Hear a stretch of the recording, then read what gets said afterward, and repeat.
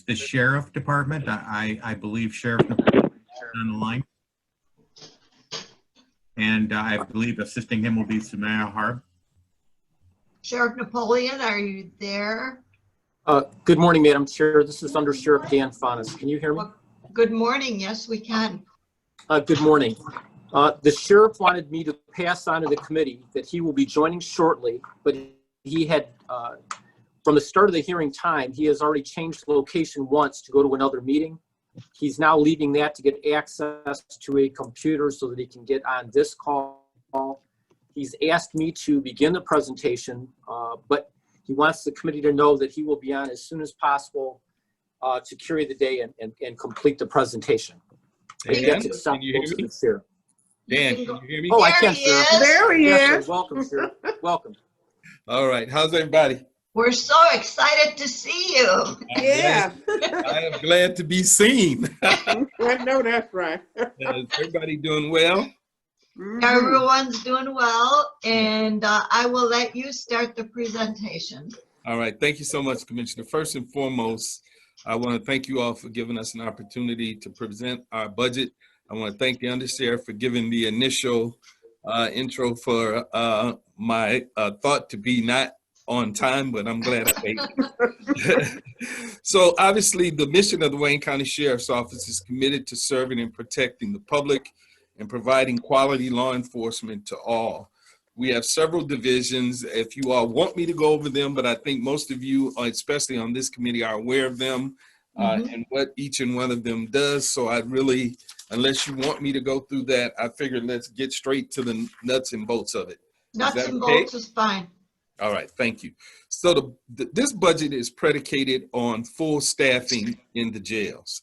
But based upon our current information, there will be 235 budgeted but unfilled police officer vacancies on day one of this budget year. That creates significant issues for us that I will talk about later, but it does represent 33%. That means a third of our non-supervisory jail positions will not be filled and will be open.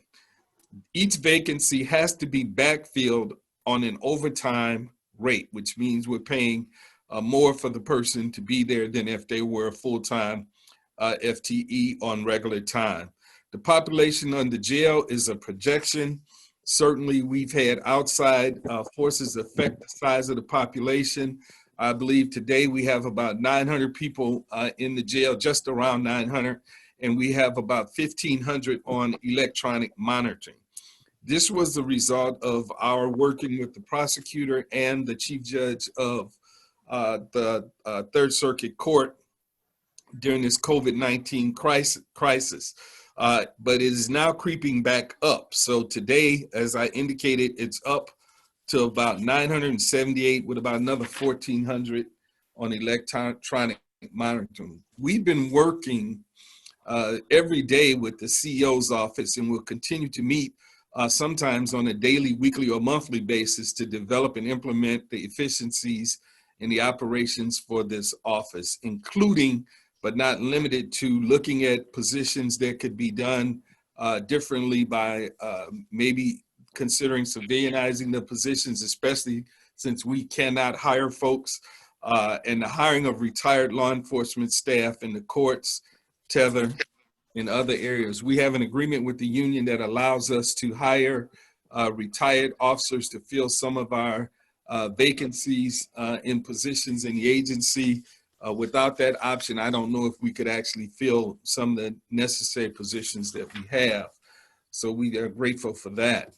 The Sheriff's Office is making every effort to achieve our revenue projections. However, it's got to be noted that the Sheriff's Office does not have unilateral control over what is actually generated. Some of the things that are affected by outside influences. My office will continue to work with the CEO's office and the commission to obtain funding for priority capital equipment and procurement needs for the sheriff's offices. Some of the challenges: recruiting police officers and project consultants. We're paying $34,000 a year starting salary for Wayne County Sheriff's Office deputies. the city of Detroit, which hires significantly more people than we do and have more options for folks in the agency than we do, is starting at $44,000 a year. And even that pay at $44,000 is less than what many of our competing agencies are also paying. I do want to let you know that our difficulty in recruiting people is not unique. I attended with some of my staff members a meeting in Washington, D.C. A little over a year and a half ago. And they had hundreds of, it was put on by an organization called the Police Executive Research Forum. And they had literally hundreds of sheriffs and chiefs in a meeting when we were all talking about the challenges we were having hiring folks. So it's a problem that we're not just having here, it's happening all over the country. So the retention of staff and those attendant expenditures or overtime is something that's impacted by that. So right now we're looking at that 235 vacancies. This year so far, we were only able to hire 27 people. We lost 81 people. So we had a net loss of almost 50 people because we cannot keep up with even attrition. We have another 355 members who are approved for family medical leave, which means that on any given day, they are not at work, which accounts for another third of our staff are on family medical leave. And we're trying to work to figure out what we can do about that, but based upon the federal law and according to legal, there's not really much we can do about that. We have some capital needs, and I want to be the first to thank this commission and the CEO's office for providing us in past budgets money for vehicles and our dispatch radio system. Before you all were so gracious to approve increases in our vehicles, we had gone many, many years without upgrading our fleet. We've been trying to do that every single year since you've been kind enough to approve, along with the CEO, money in the budget for our older fleet, and it's now much better than it has been the last few years in the 12 years that I've been sheriff. We have a lot of building repairs, a lot of maintenance. Obviously, the jails are all, pretty old and kind of disrepair, but we know we've got the new jail being built. Hopefully, we can get in there quicker than they anticipated, but it's going to be state-of-the-art, and it's going to resolve a lot of the issues that we have, both with staffing and with capital needs and ongoing building repairs. One of the things that I would like to say is that I appreciate the CEO and the commission. The last few years of my tenure as sheriff have been exceptional because of the support that I've had from this commission and from the CEO's office. I do want to say that we have an issue with our seawall and our dock at the Marine unit. I want to thank you all for recognizing that, and hopefully we can get that fixed in this coming budget year. The CEO has recommended 1,063 full-time employees. The total revenue projected is $129,849,840. We have a CARES Act credit of $23,124,714. So total expenditures, as I indicated, will be about $129,849,840. I did listen to the previous presentation from the health department, and we've been working very closely with them to keep our population and our deputies healthy since the outbreak of COVID. I am very proud to say, with the assistance of my staff and our collective experience, we have been able to keep out any outbreak of COVID in our jail population through early response. We started out when this happened in March. I called everybody I could think of that had responsibility for either jails or prisons to see what they were recommending. I called the National Jail Association, the American Jail Association. I talked to the Police Executive Research Forum, both major sheriff's organizations, national sheriff, we called everybody. Nobody knew how to deal with this pandemic, so we were kind of on our own. And very early, we started looking at population control, getting as many people out, early testing, isolation. We did all the things, and I believe, quite frankly, that this jail is a model for institutions throughout this country for how to keep inmates safe during this pandemic. I believe that we have not had a positive test in the jail since May. We've encouraged, at one point we required testing, frequent testing of our deputies. We ran into an issue with the union, but our supervisors are continuing to be tested regularly. And we are in the process of looking at a way to bring a rapid test protocol into the jail where we could do it actually on site instead of going to Garden City. And that would be a great, great help to keeping everybody safe in the jail. Thank you for this opportunity. And I and members of my staff are on for any questions that you might have at this point. Thank you. Someone suggested that we should have a memorial bridge built in honor of Ray Basham, because he's the one that wants the dock so badly. And I suggested that we may not want to wait that long. I'm not going to get in on that one, Commissioner. I'll leave that to the wisdom of this august body. So we decided that we would just leave it in your hands, give you the money, and leave it in your hands, and it will be built. Thank you so much. I appreciate that. Yeah. Well, thank you very much for the report, and I think that you all have done a beautiful job in trying to prevent the outbreak in the prisons, and it just shows when good people work together how much can be accomplished. And I thank all your sheriff deputies who are on the job all the time and have to endure all of the things that they do, especially during our pandemic. Do you think that we could hire more sheriff deputies if we were able to have you operate more as a sheriff department as opposed to just being jailers? Certainly the opportunity for what we call fresh air jobs is one of the reasons that people shy away from being in my agency, because the majority of my people are either in the jail or in the court. But that would really help to some degree. But really the issue is, I think we have to really look at pay and benefits, and we also have to recognize what the challenges that we have nationally with what's going on with policing and justice reform, and people having a different view of what it is that we do in law enforcement. In the 40, now almost 46 years that I've been doing this, I haven't seen nearly the challenges. Thanks to you all and the CEO's office, I have 2 full-time recruiters who are out here every single day reaching out to folks throughout the county and throughout the country online. We're doing everything we can to try to get people to come into the agency, and just not us.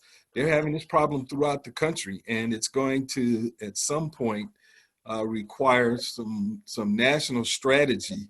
And that dialogue started about 1.5 years ago with Police Executive Research Forum. So yeah, that would help, but I don't know if it would be enough to get us where we need to be.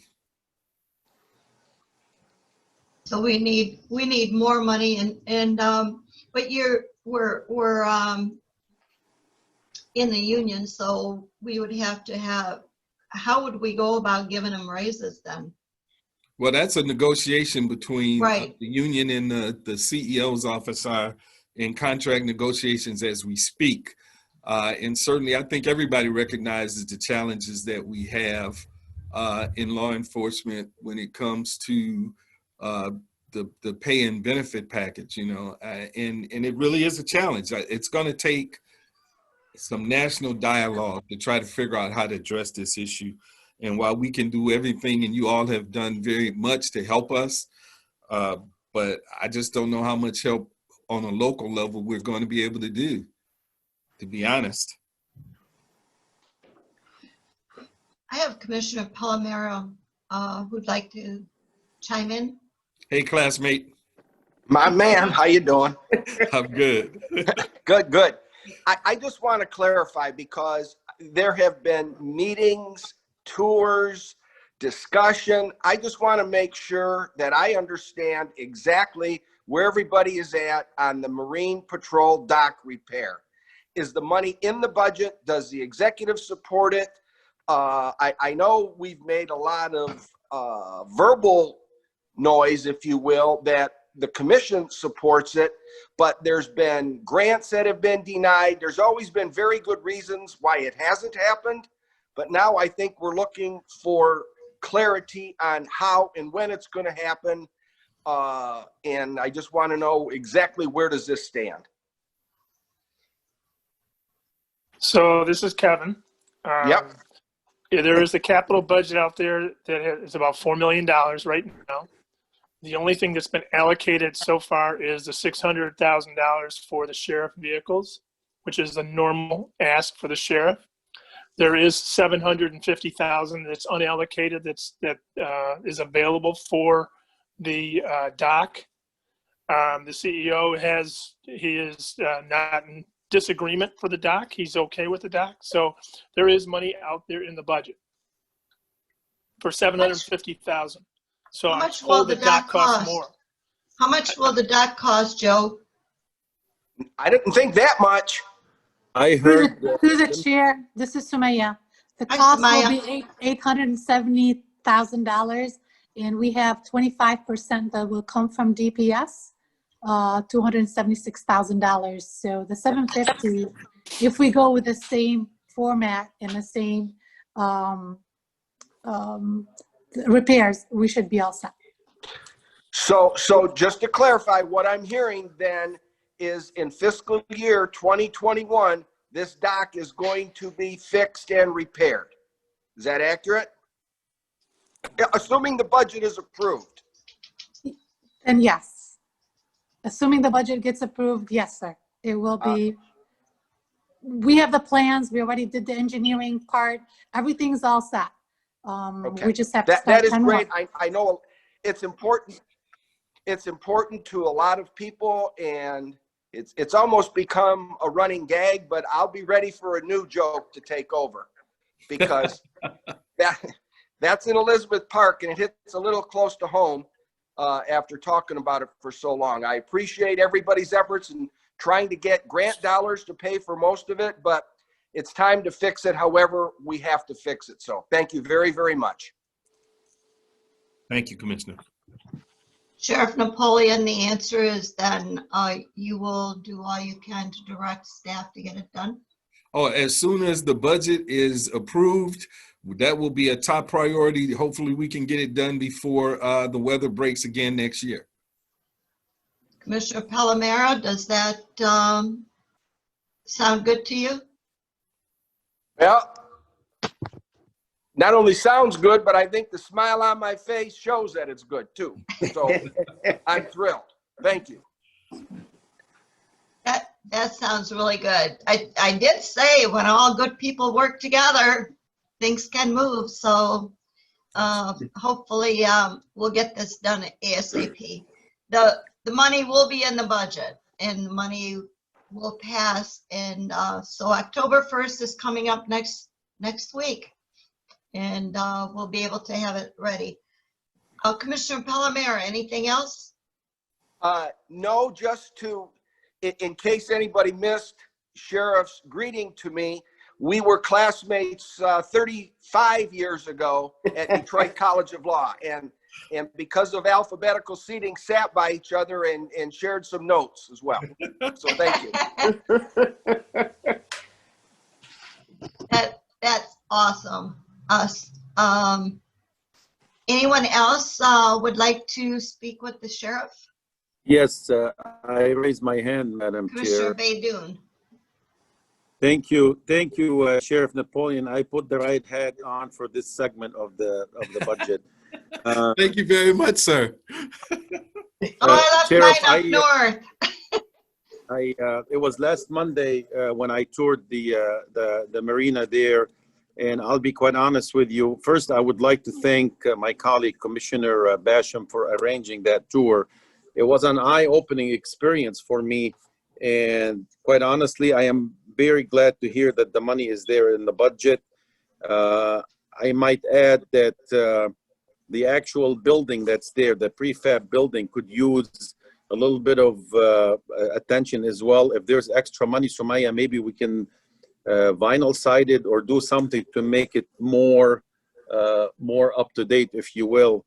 As I told Commissioner Basham and the deputies, I think it's unacceptable for the sheriff marine unit in the largest county in the state of Michigan to have a dock in such a condition. And I'm glad to hear that that this is going to get done and we're going to start working on it.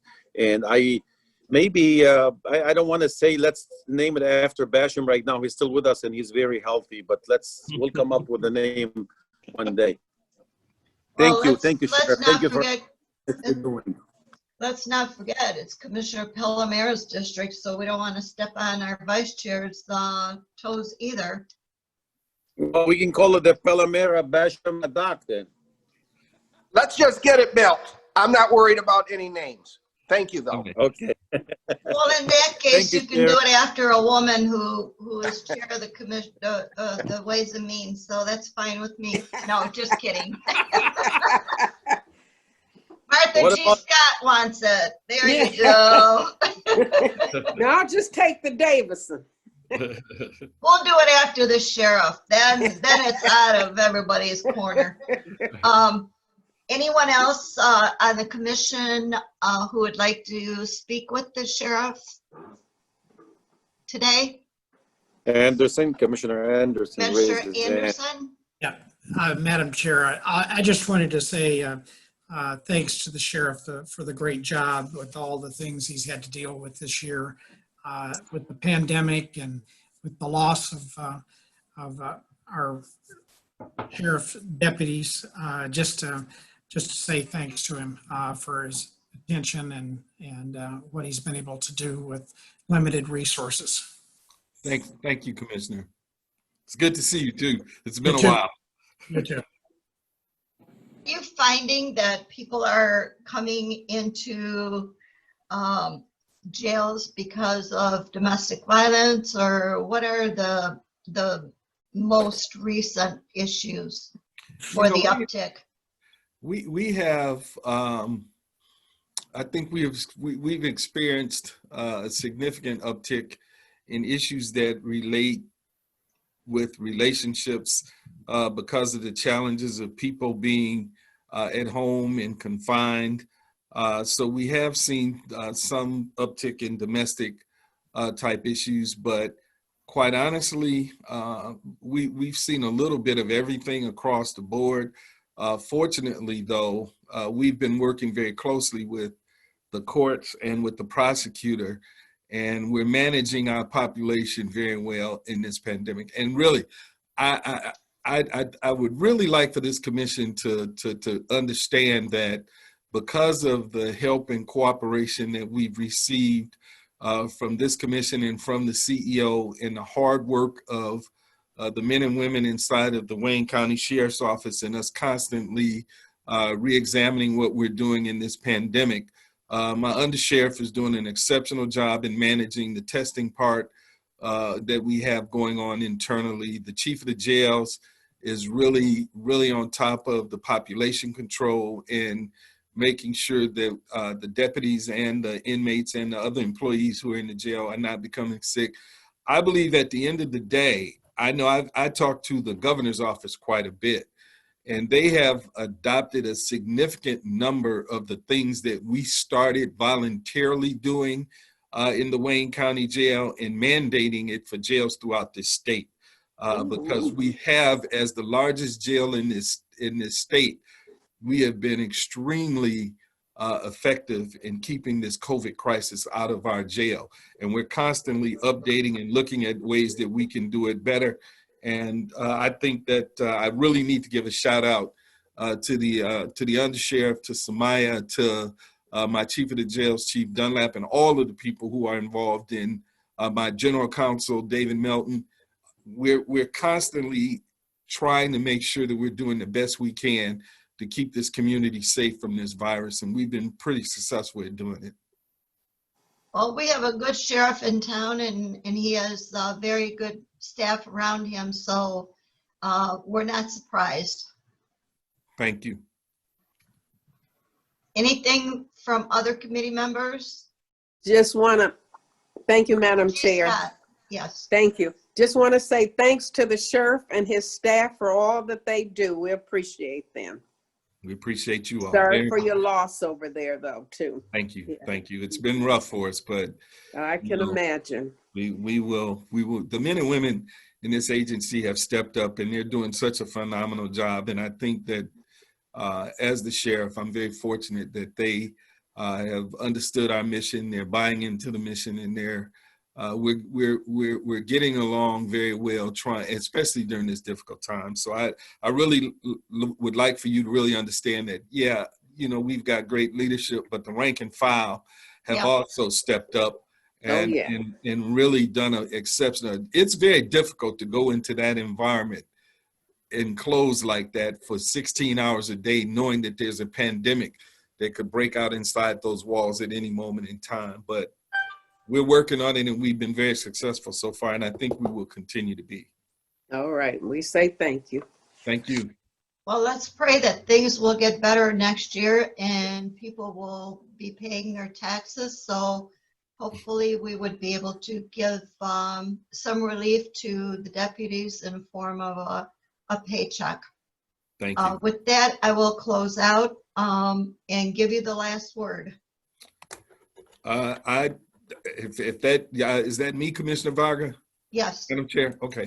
The last word that I know I say it all the time, and I hope you all really understand how much I truly have appreciated what you all have done for this agency over the last few years. Working cooperatively, I've seen the tension between the CEO's office and the sheriff and the commission. And I just want you all to know how appreciative I am that this commission and the CEO and I have worked together to really try to do what's best in the best interest of public safety. You all should be congratulated for that support. We love you for it. And I say it every place I go, that this agency would not be what it is and where it is without your support and without the support of the CEO's office. And I'm very grateful for it. Thank you. We're happy to be able to do it. Yes. Much. Anyone else? Okay.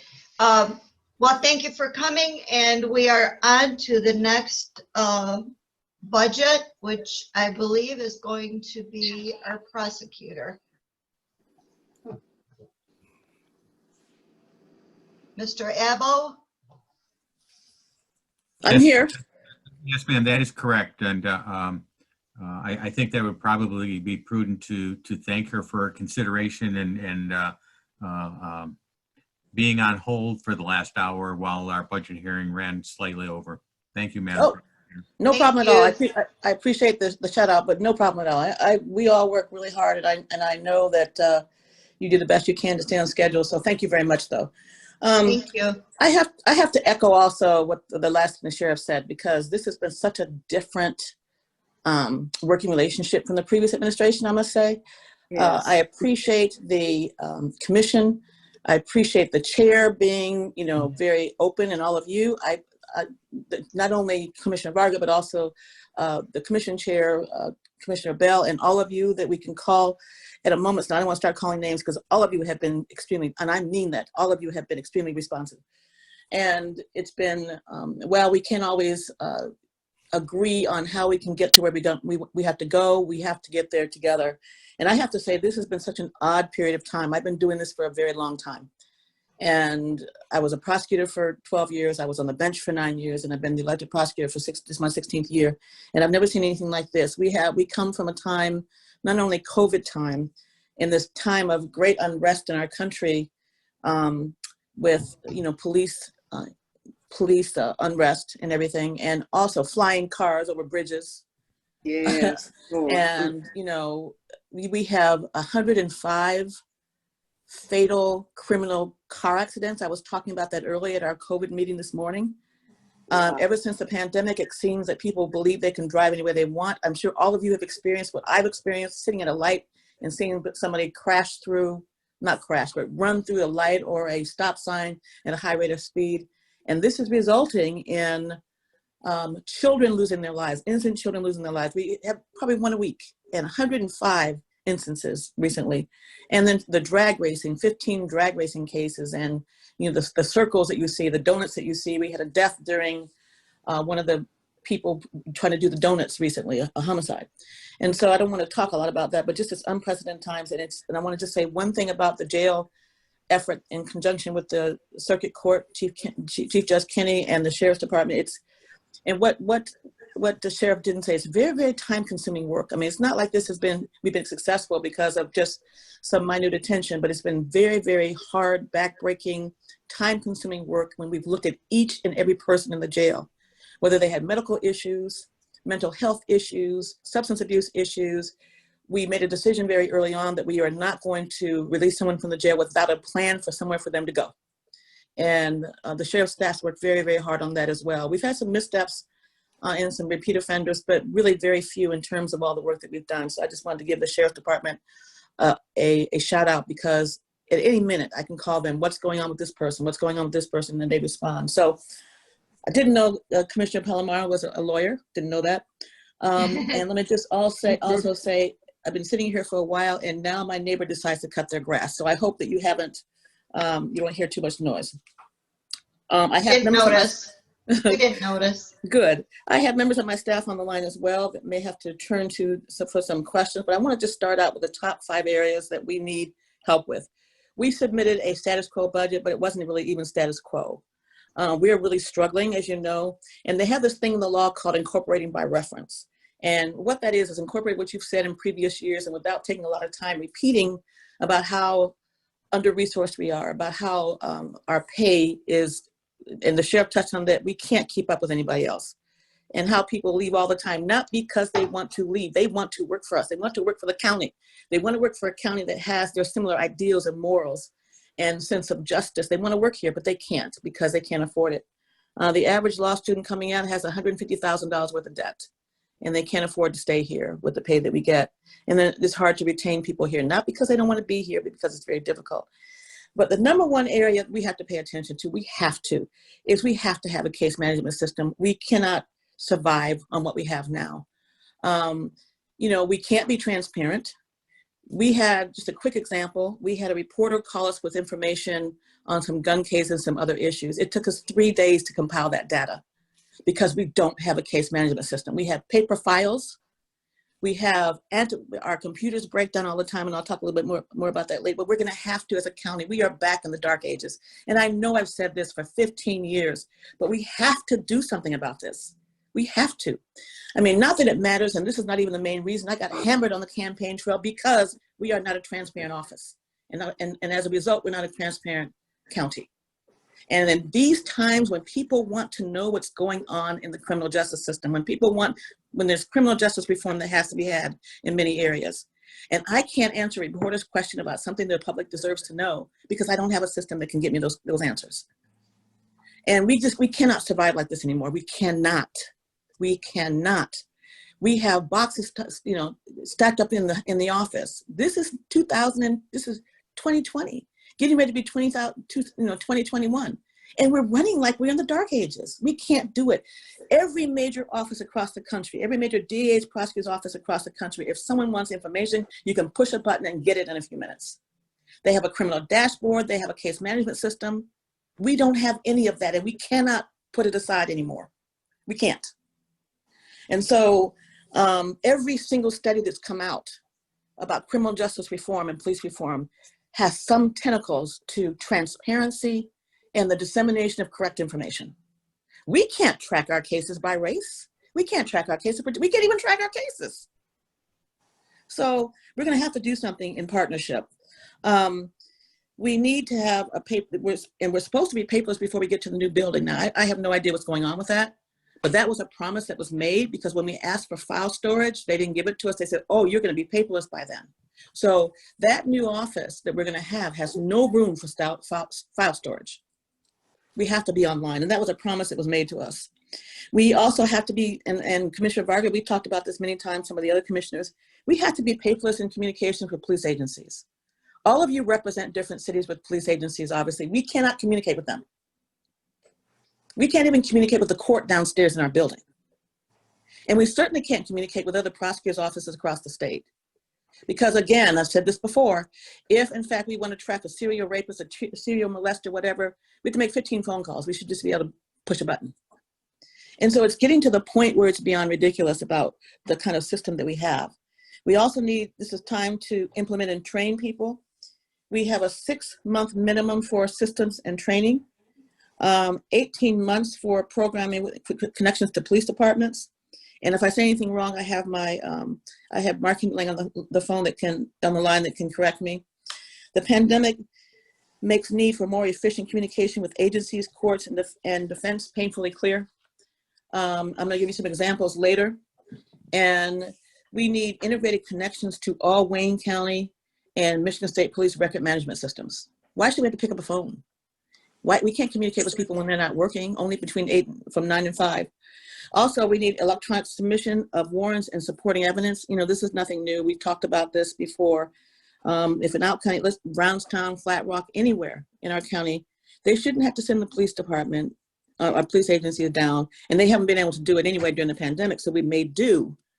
But again, we haven't been able to interview witnesses and the things that we need to do.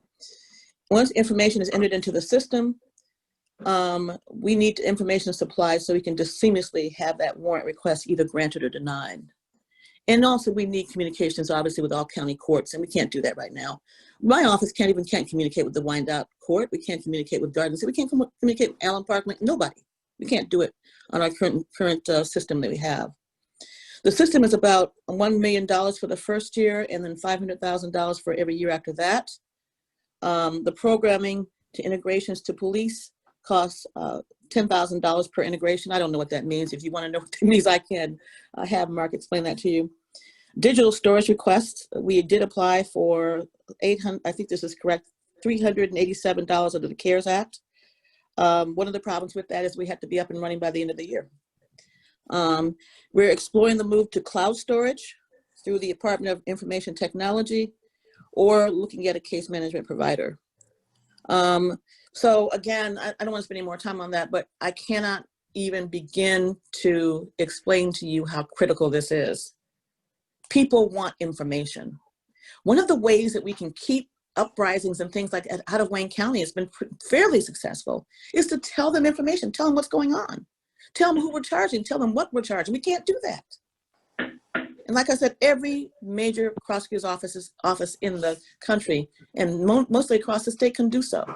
We are so antiquated. The second point I want to make very quickly is, I can't say a lot about this publicly, but we have to increase our grant staff and our finance staff. We bring in anywhere from, you know, depending on the year, $9 to $12 million. And a couple of years ago, we had $14 million worth of grant money. We've gotten very good at it. We're very aggressive about it. That's the only way we can run our office, with that support. But we have to, again, we have to be compliant, and we need the people to be able to do that. It's critical. And I have, in the information that I sent you, and I can tell you how much all this is going to cost, you have that information. Very quickly, moving on to number 3, we have to increase our public integrity unit and our conviction integrity unit and our SVU unit. SVU is special victims. I can't remember who asked the question about domestic violence. I think it was you, Madam Chair. Yes. Yes, we have seen an uptick in domestic violence. Yes, we've seen an uptick in child abuse. And the sad thing about that, you've read about these cases in the media. About we had just recently we charged not parents, a living boyfriend and mother for mortally wounding. And these are allegations. They're not guilty until they're innocent until proven guilty. One twin, 13 months old, is dead. The other one has some severe injuries. But that's only one of many cases that we've seen over the time of this pandemic. So we've had just one case that we charged several months ago near the beginning of the pandemic.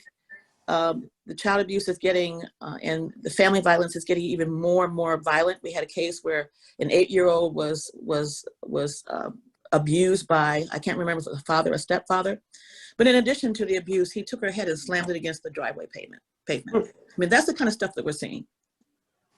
And it's very, very difficult to do this job properly and give the defendants their due process rights with the staff we have, the technology we don't have, and the support that we don't have. We're the largest in the state. We do over 60% of all the criminal work in the state, almost 60%, with the least resources than anybody.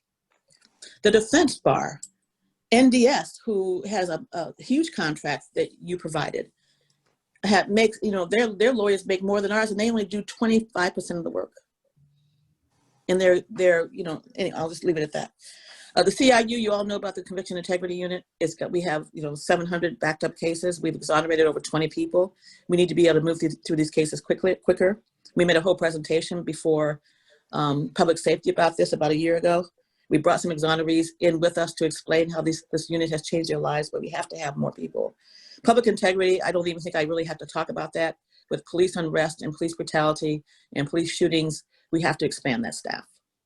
We are working on many, many cases right now. And my office is the only office in the state that has a unit dedicated toward prosecuting police brutality, police misconduct, elected official misconduct. We're the only ones in the state that have this on a statewide basis. And we charged over 70 officers in the last few years with misconduct and other more serious offenses. Because again, right is right and wrong is wrong, and we're not afraid to do that.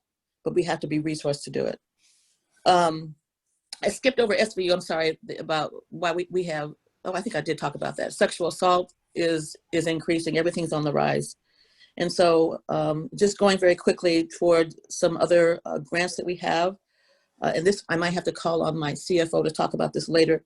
One of our funds, our drug enforcement fund, I believe it's Fund 265, has 16 people that will be displaced or could potentially be displaced if that money isn't, I hope, and if I say this wrong, she can correct me. That money is now gone toward the general fund, and we have to be able to keep these positions because we'll be even further understaffed than we are now. And there's a police prosecutor initiative that's in there as well. The fifth one that we have to talk about is office infrastructure. And I'm going to be looking at the notes provided by Mark Hindelang. In order to function in the best interest of justice and maximizing case management system and ready to move on into the new building, we have to invest in its infrastructure, just like anything else. We talk about infrastructure all the time.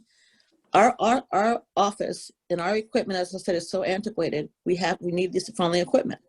Network attached storage, and this is basically a big hard drive that's been explained to me, which has a backup off-site.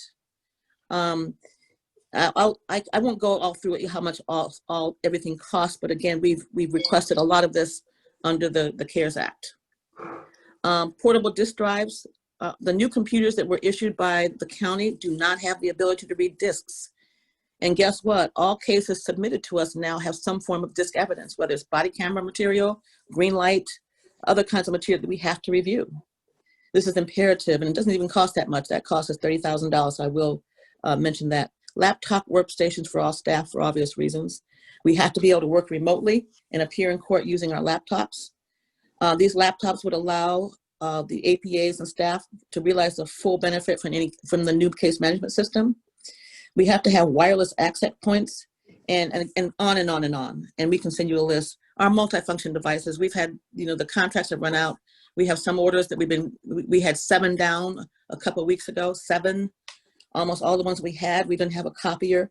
And so again, the contract has expired, and Tony Guerrero's on the call, can tell you the headaches we've had trying to get this done. We've had some work orders for 2 years trying to get these devices fixed.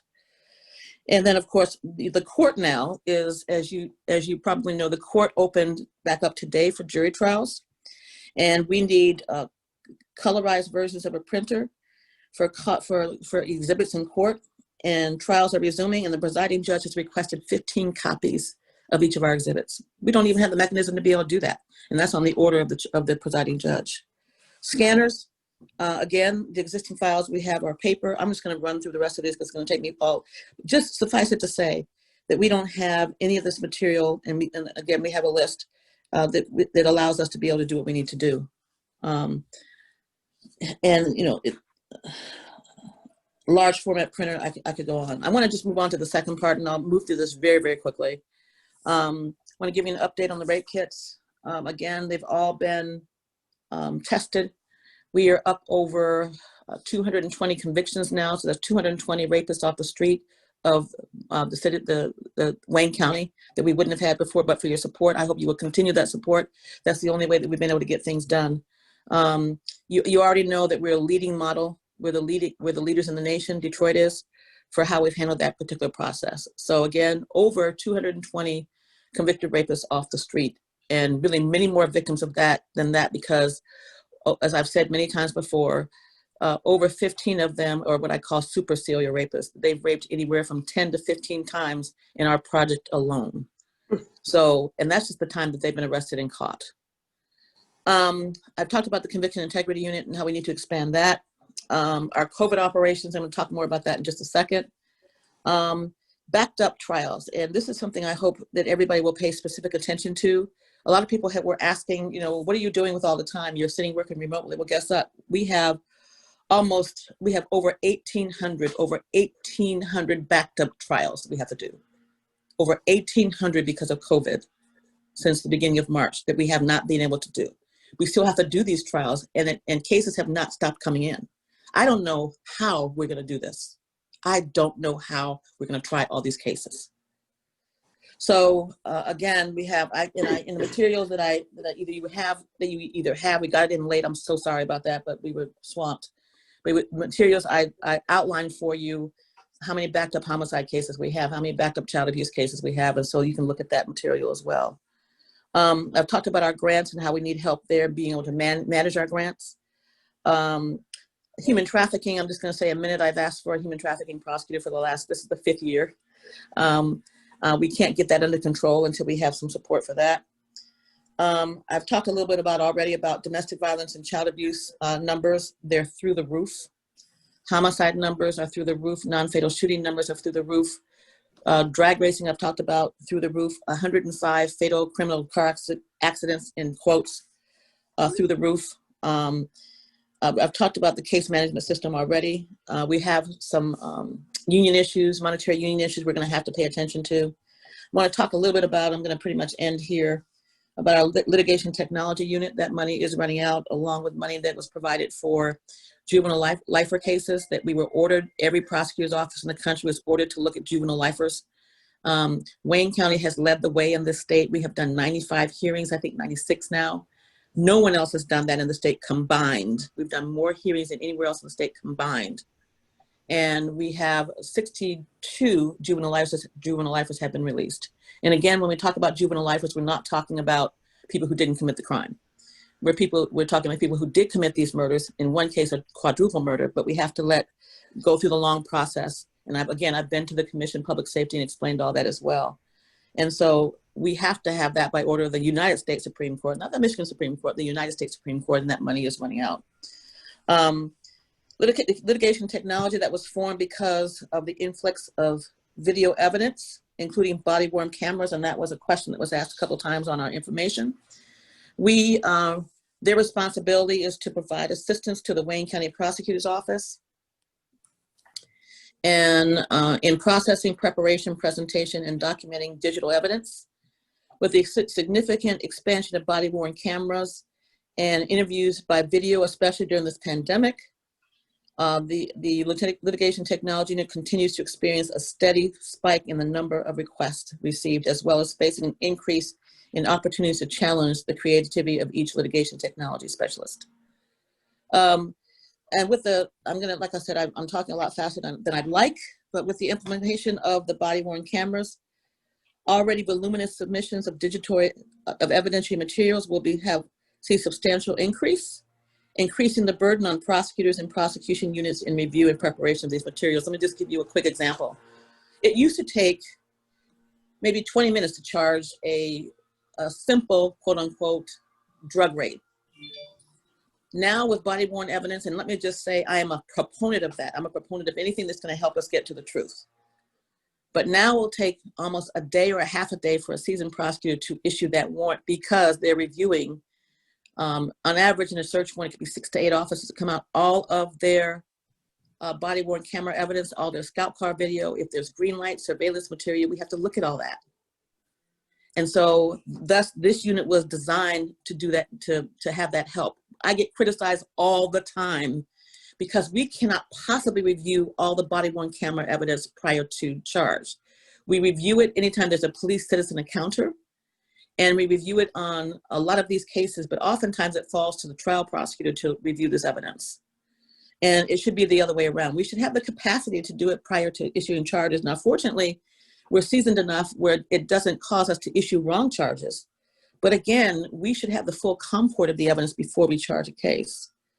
And so now most of the police agencies that we deal with have a variety of different evidentiary material that they have to send us. A lot of more agencies are looking to come up with body-worn cameras. And so again, it takes a lot of time to do this work.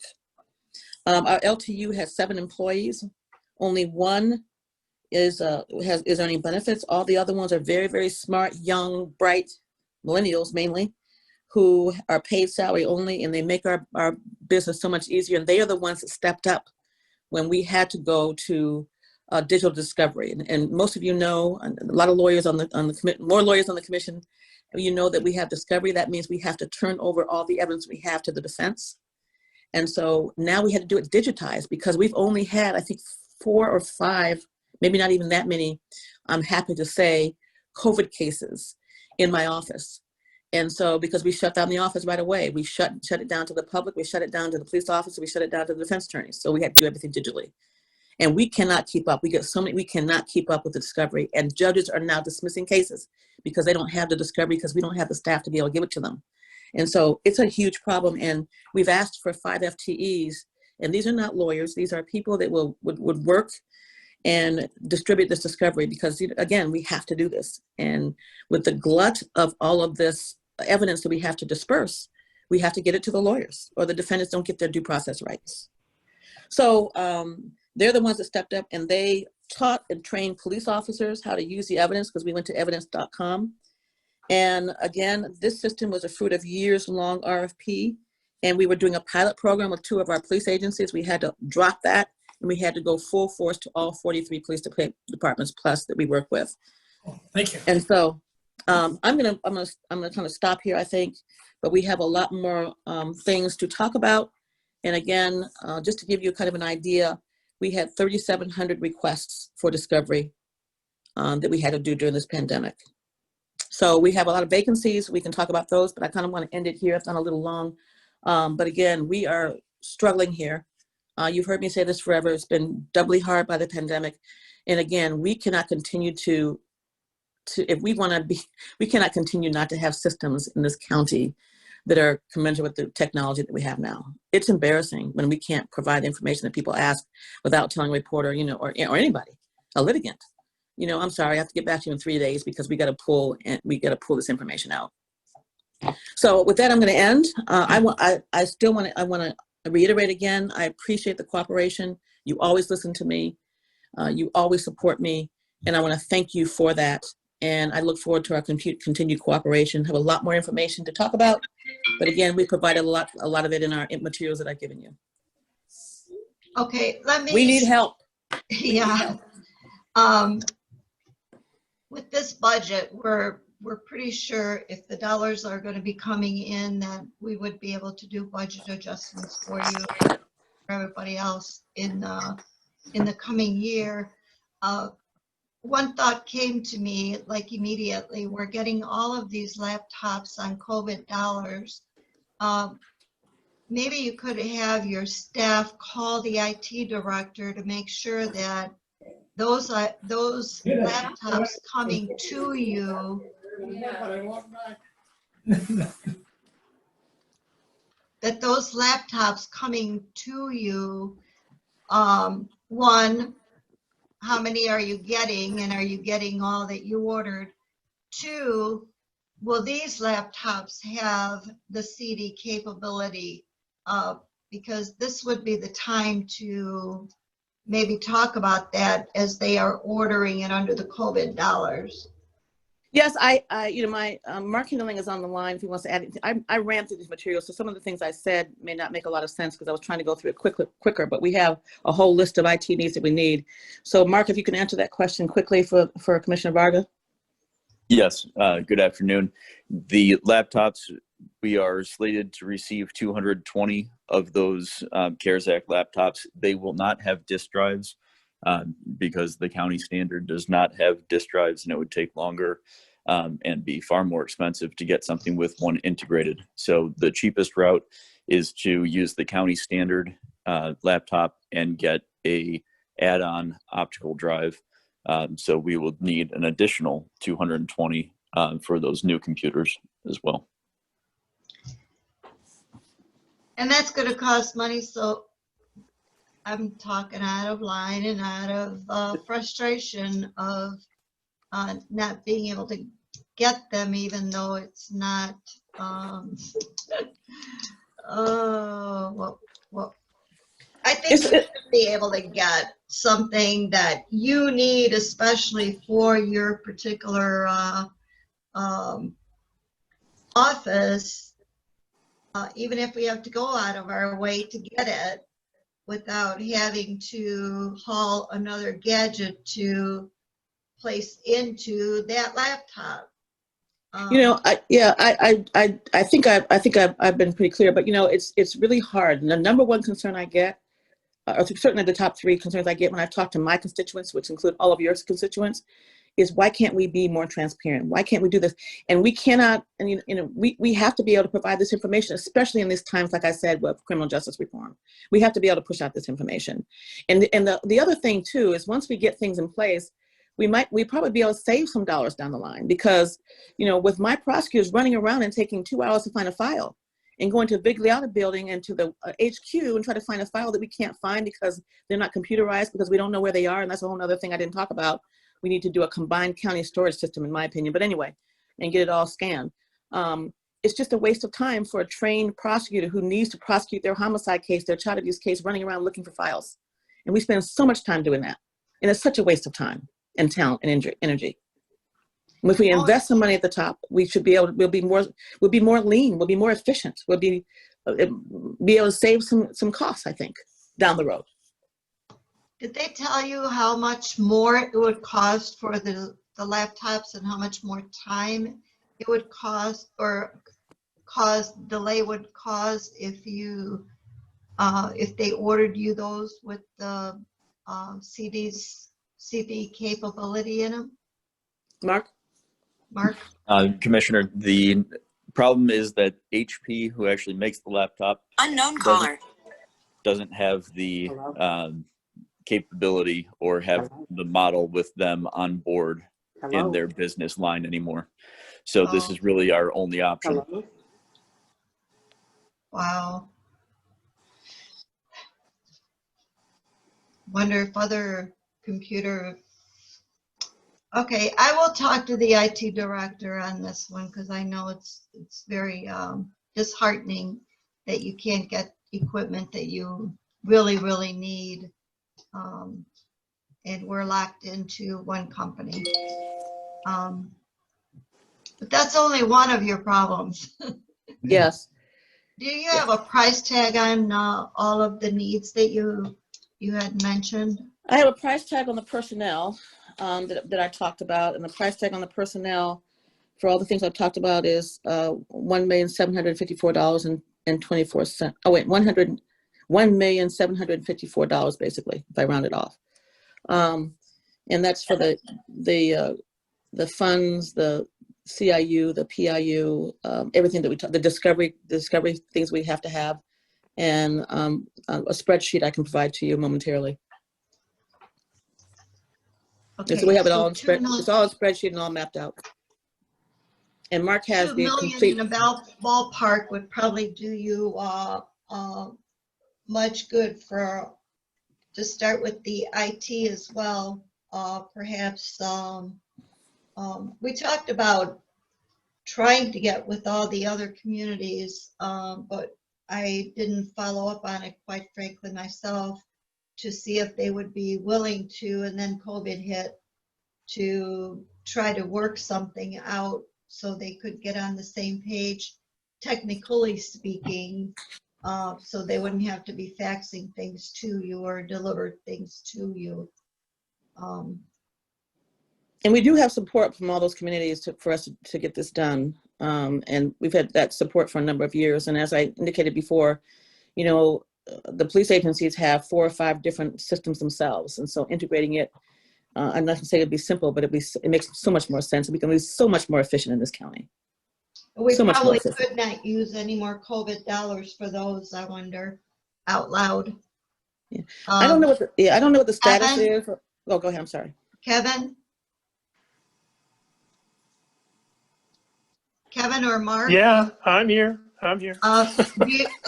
Do you think that because this would be something integrating all the communities together for with the prosecutor for evidential sharing, would that, I wonder, go under COVID? I don't have an answer for that, to be perfectly honest with you, Commissioner. The CARES Act is fairly specific on what you can spend it on, what you can't spend it on. We have explored all that, and we did make those requests. We turned all that information over to the county. I don't, Mark, what is the latest update that you have? But we did do that, we did do that already. On the case management system, the problem is not how it fits into the CARES Act, it's the implementation time. So everything has to be implemented by December 31st, and the rollout time is just too long.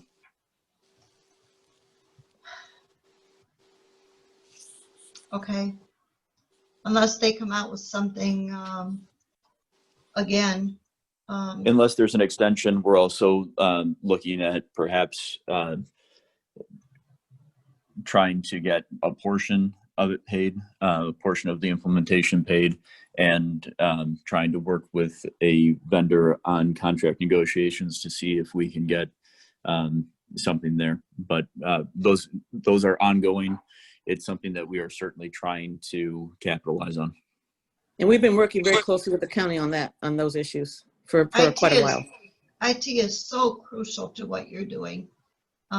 Besides personnel themselves, you really, really need the top-notch IT you can get.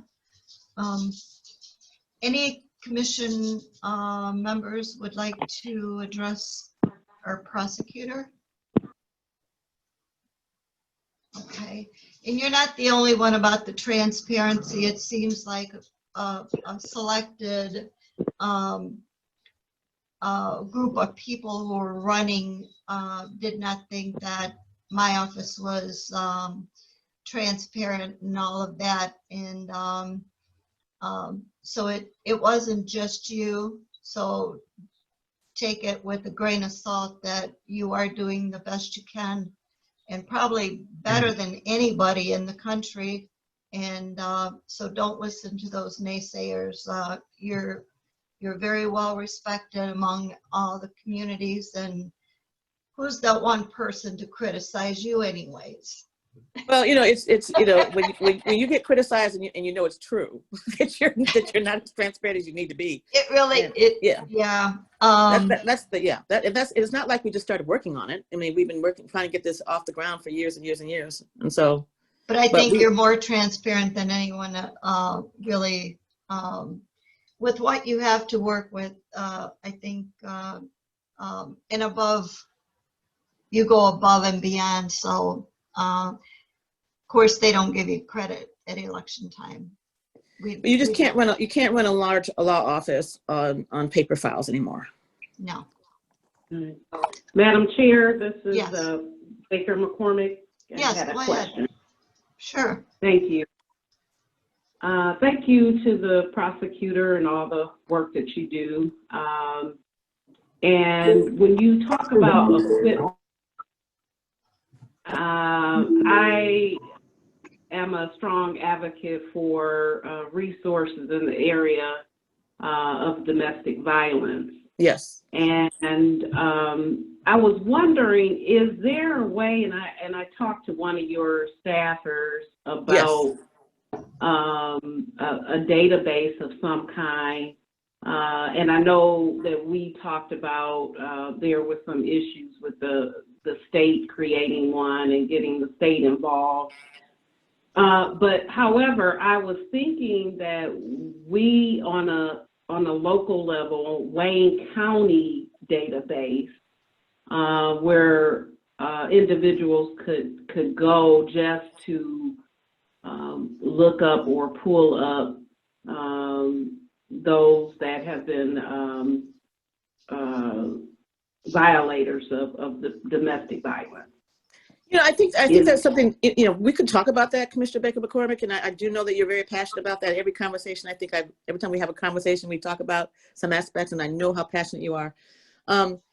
We don't have any problem looking into it, and statewide, maybe it's something we could do. The problem that we always run into are privacy rights and things like that. And so we try to get a statewide database we're trying to do now for police brutality right now, and for dishonest police officers. We're running up against it also. So now it's probably a good time to try to do it all. So I'm still willing to do that. Because you can provide a list of those individuals that have been prosecuted. Is that correct or no? Well, that's something, if we had a case management system that would be available to the public. Right. To know who's been charged, who's been prosecuted, what the result was. That's all a part of the case management system. Okay. So we need to work on that case management system. Yes. Okay. Yeah. And then the second question, as far as the racing and those that have actually lost lives due to those that want to race through the streets of Detroit, just playing around, and they only see the fun of it all. Is there a way that we can create a PSA? I don't know if you've thought about that. Yes, I have. Yes. Yeah. In fact, we talked about that this morning about with Commissioner Bell and with the CEO's office and the sheriff, because there's a lot of shared issues we have about perhaps some resources for a shared campaign, not just on that. Because, Commissioner, we're not just talking about people joyriding. We're talking about people who are at lights and stoplights and are running these lights at 100 miles an hour and going in and out of traffic. And I'm sure all of you have seen this. It's just horrendous what's going on. It gets scary to be out there and driving. And then this happened, you know, these young children are getting killed. And your mother, my father, my daughter would just be, you know, stopped at a light and be killed. I'll never see her again because of these drivers and what's going on. So yes, that's a big part of it, and we have thought about that, and this discussions have started, and I look forward to having further discussions. We just had that discussion this morning on the county COVID call. Great. Thank you. You're welcome. Commissioner Anderson. Thank you, Madam Chair. I first of all wanted to thank the prosecutor for what she's doing, and I'm very sympathetic to what she keeps bringing forth at budget time. And I think we need to figure out a way to put a down payment on this entire package that she's laid out. I think we need to, if we can't fund the whole amount, and I don't know if there's any exploration of grants that might be available to help pay for it.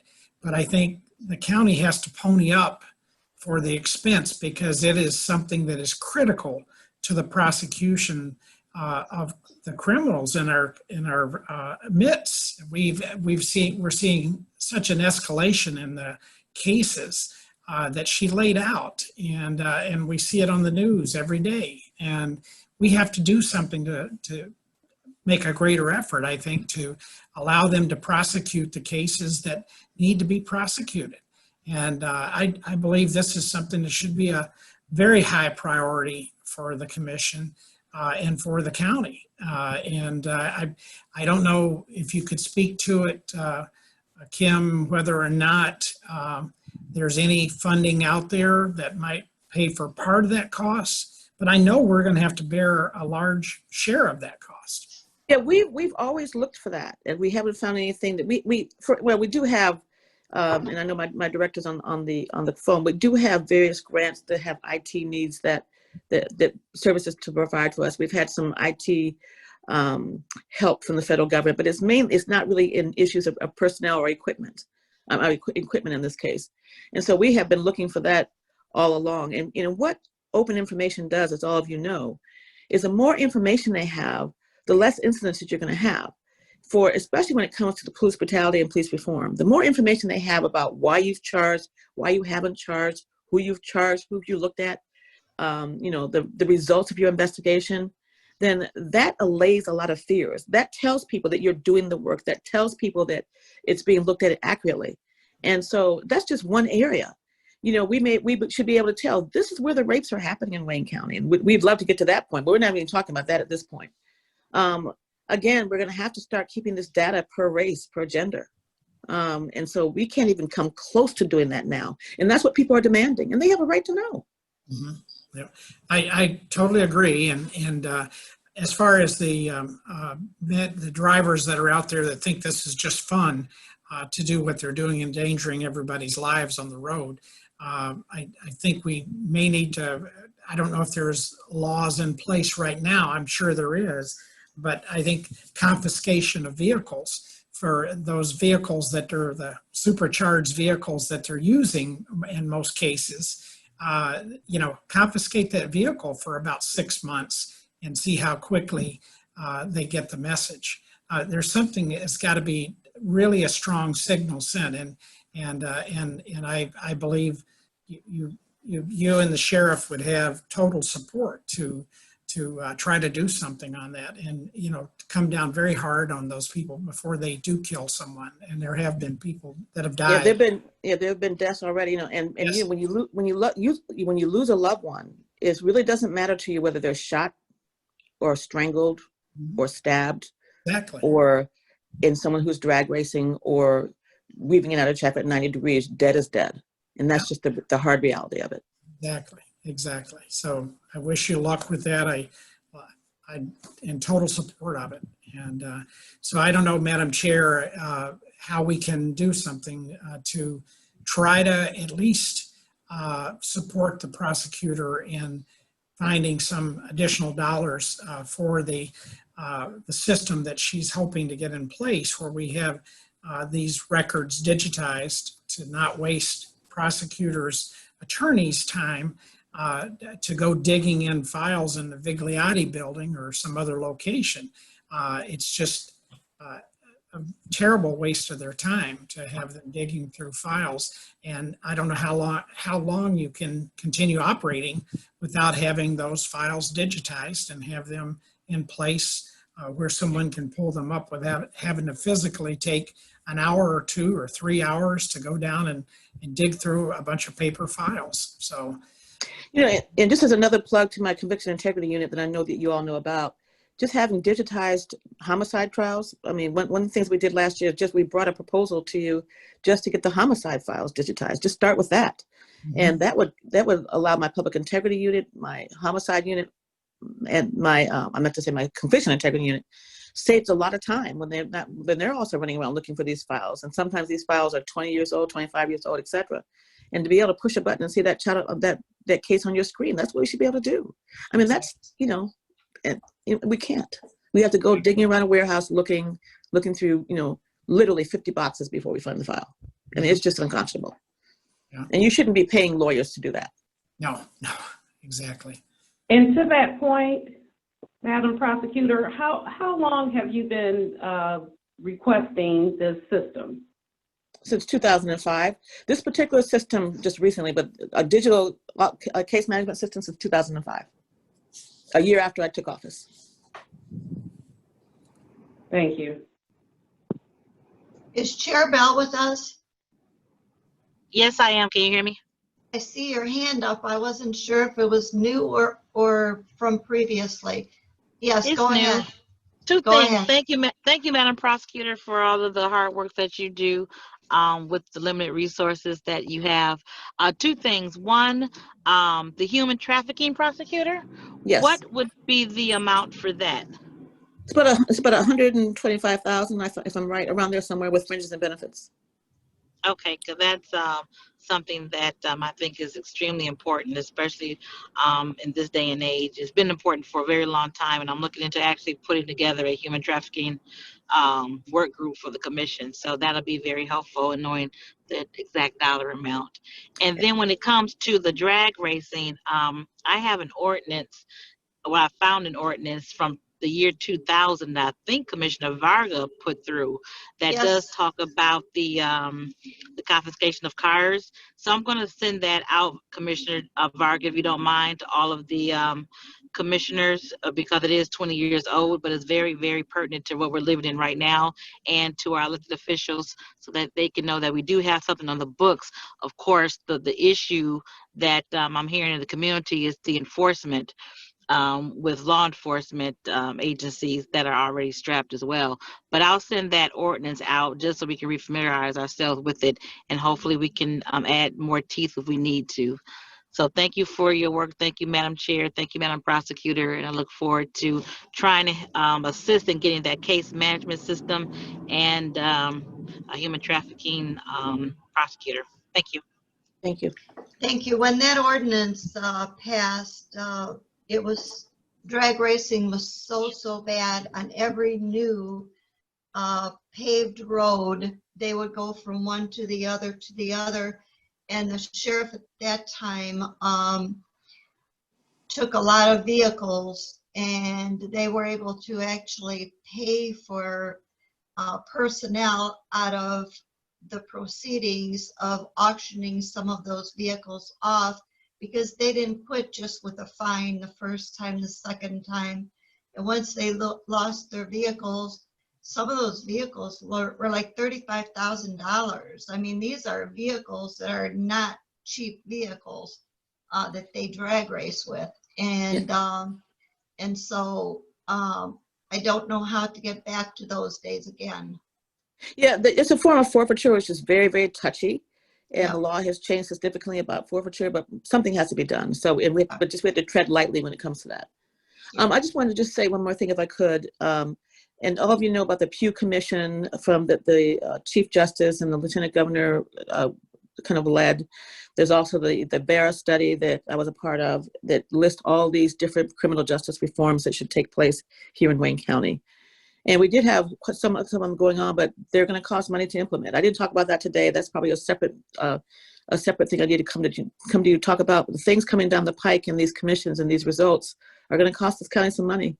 And I just want you to be aware up front of what it's going to cost. There's some very, very, very good suggestions, and some are not workable in a county of our size. But it's something that we're going to have to talk about at a future time. Okay. The human trafficking person, we probably, even if we wanted to do it, it would probably have to come as a budget adjustment after we pass the budget, as opposed to putting it in currently. But I think that's something that you probably would have immediate support for. And also, as we find that things are maybe better than what we thought, this is a fluid budget, and hopefully we'll be able to help you more as time goes by. But we do have to have a budget in order for us to start operations on October 1st. So hopefully we might be able to help you a little bit more. The case management is very so important to have. Is there a breakout just that? How much Yes, that would cost? we have all those. Yes, we have all those numbers. Yes. I would like to see those. That was not in the $2 million for personnel. No, That's no, above and that's beyond. just that's personnel. No. Yeah. Tony, did you have something? No, I was just saying it's about 2.4 million for the case management. then $500,000 for maintenance each year for about 3 years. Madam Chair, Yes. Yes, just Commissioner.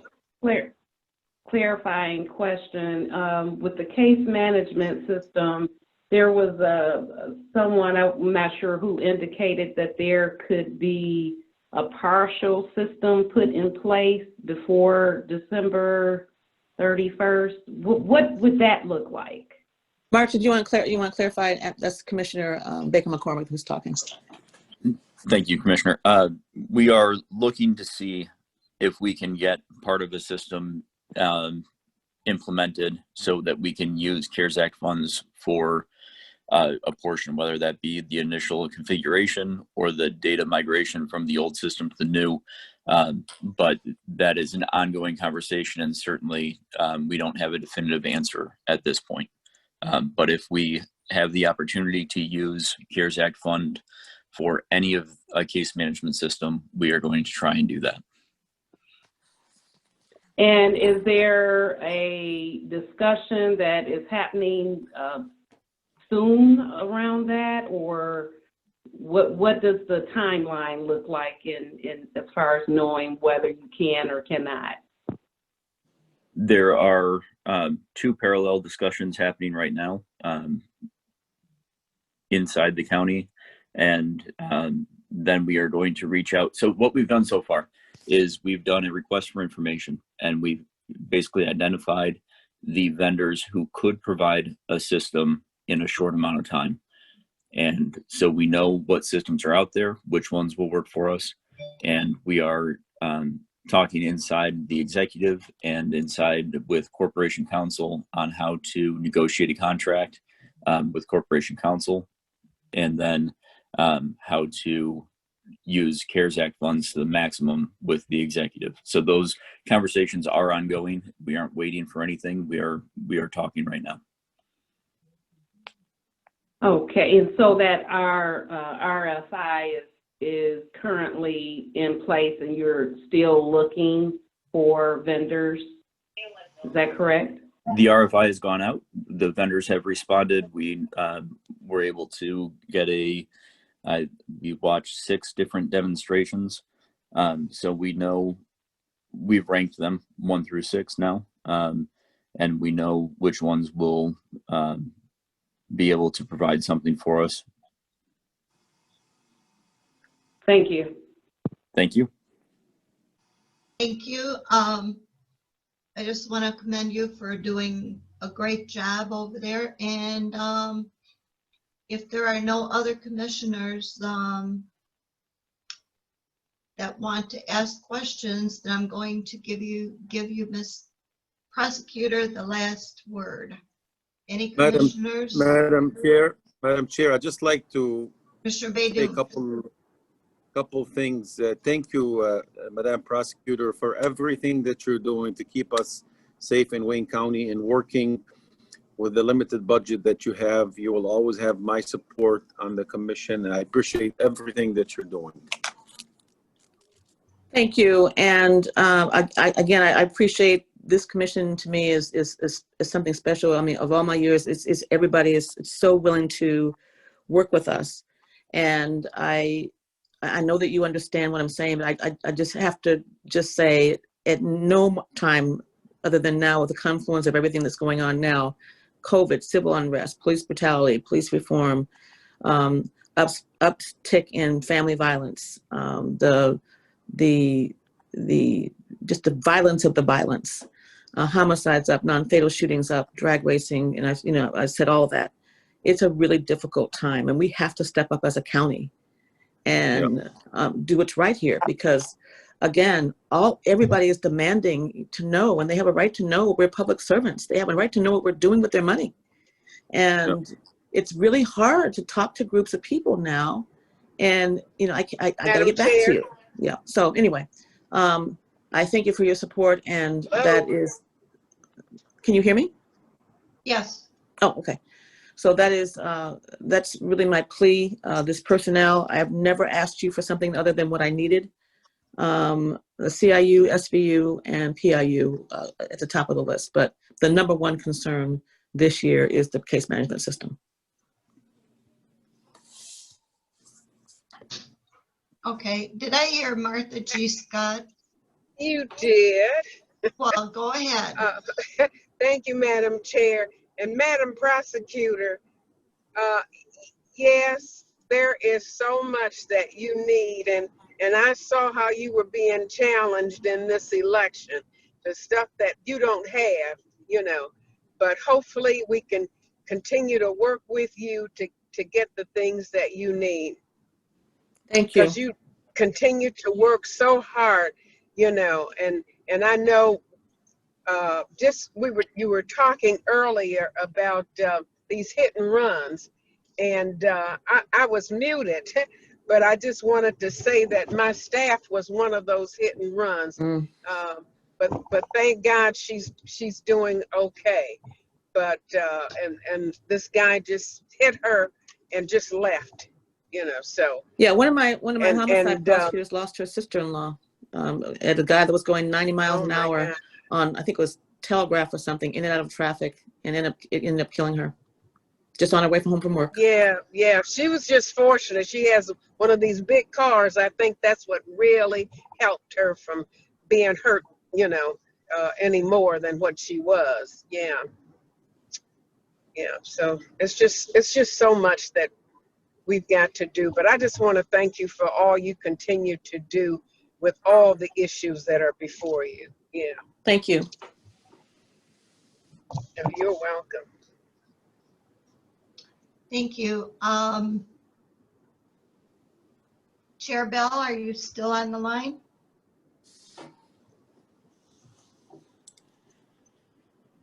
Yes, I am. I am good. Thank you so much. Okay, I just wanted to make sure the budget language did go out to everyone, so I just wanted you to know that we're going to be working on that in the next couple of days. The budget meetings are going well, and we should have this over to you hopefully at the end of the week. All right, thank you. And the commission's questions, we were uncharacteristically late this year. We're usually always on time. So if you don't have that information, we do have it prepared, and we can just send it over. I hope that you have it already, though. Okay, we're all set. Thank you very much. Have a good rest of the day, and we're going to move on to our next item. Okay, thank you very much. Item D, such other matters as may properly be submitted before the committee. Are there any other such matters as not submitted? There are none. Next item. Item E, public comments. Could you please unmute everyone?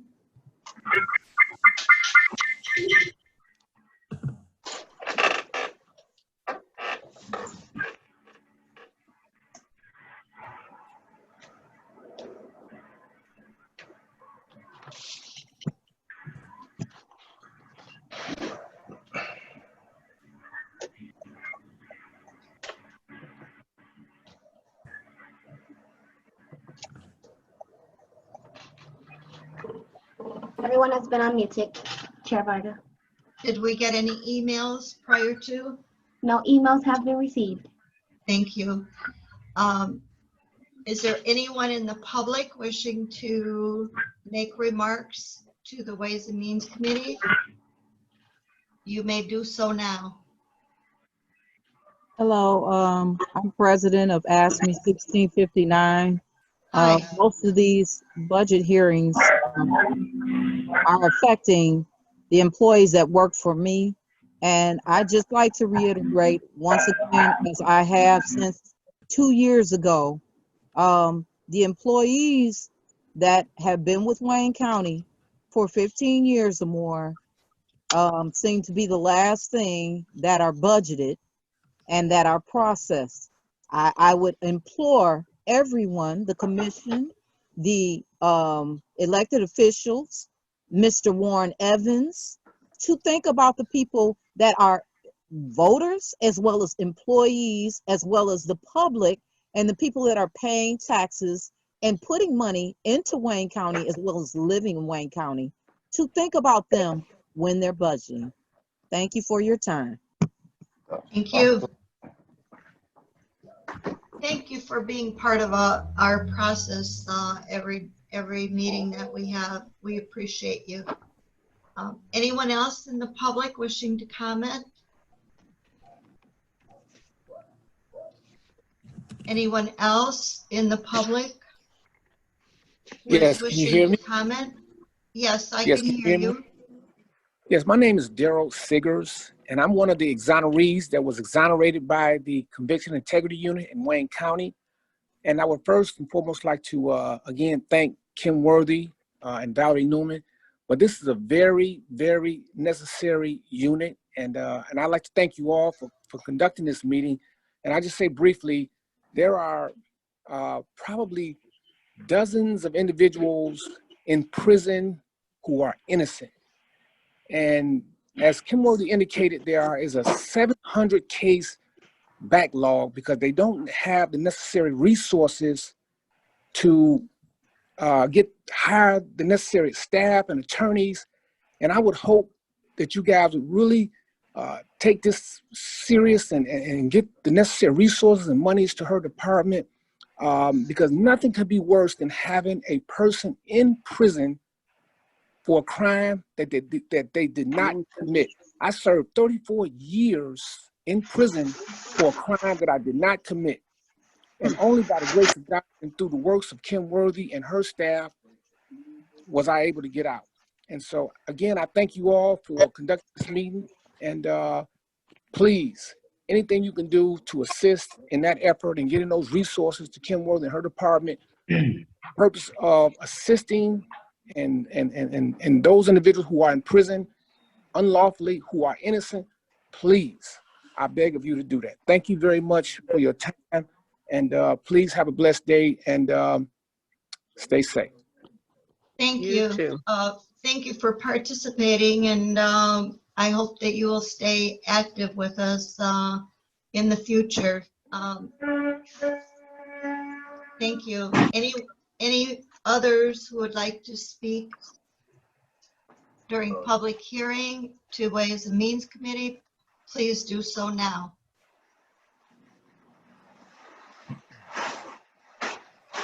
Anyone else wishing to address the Ways and Means Committee, please do so now. Madam Chair, Tony Guerrero from the Prosecutor's Office. Yes. Just a comment as both a prosecutor and a citizen. Mr. Siggers has gone above and beyond. We are extremely proud of the work that Prosecutor Worthy and the Conviction Integrity Unit, Val Newman, has done. But as Mr. Siggers says, we have so many requests that it's impossible to get to them all.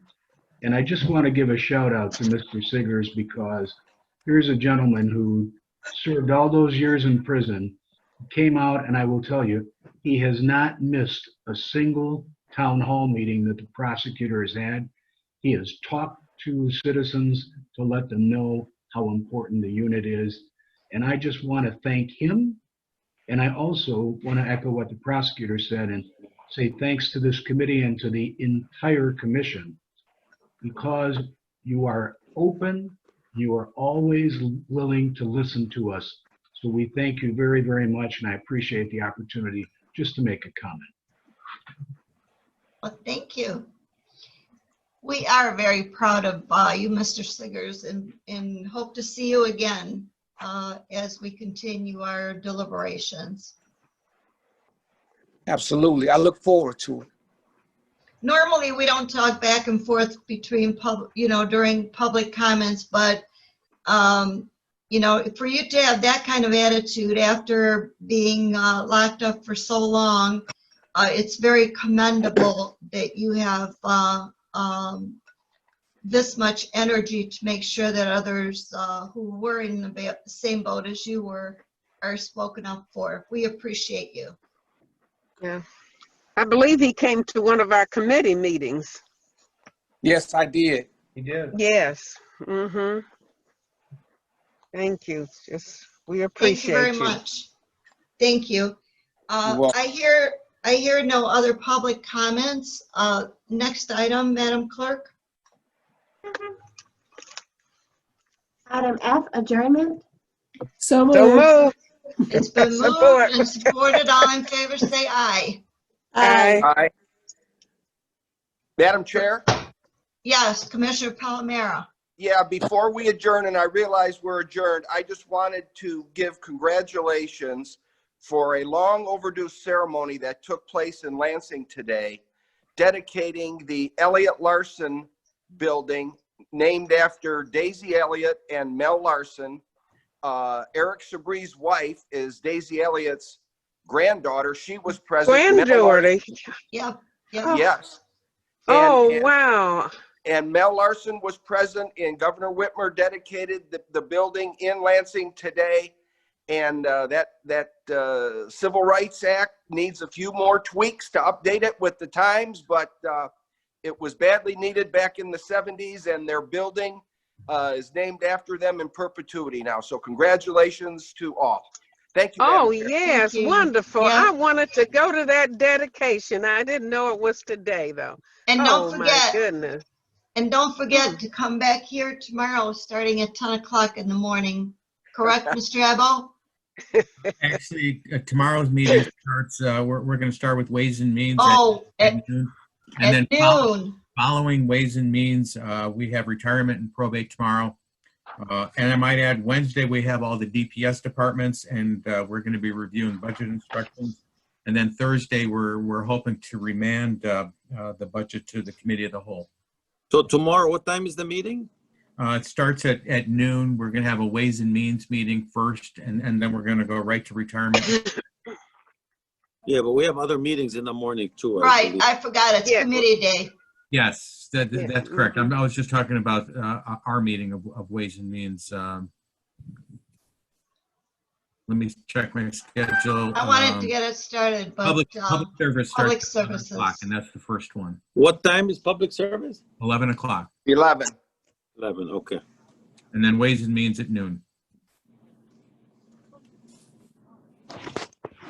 Thank you, everyone. See Thank you you. tomorrow. Bye. Bye-bye. Bye.